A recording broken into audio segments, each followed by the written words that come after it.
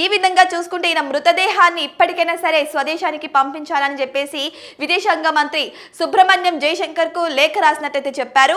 అయితే Santa Clara పోలీసుల వాళ్ళ వివరాల ప్రకారం చూసుకుంటే ఆ డిపార్ట్మెంట్ అయినటువంటి చీఫ్ కోరి మెర్గన్ అయితే మాట్లాడడం జరిగింది. అయితే తెల్లవారుజామున సెప్టెంబర్ 3 తెల్లవారుజామున 6:08 పోలీస్ స్టేషన్ కి కాల్ వచ్చిందని, ఈ విధంగా గొడవలు జరుగుతున్నాయని కాల్ వచ్చిందని, అందుకోసమే మేము నిజాముద్దీన్ రూమ్ కి వెళ్లాల్సి వచ్చిందని చెప్పారు.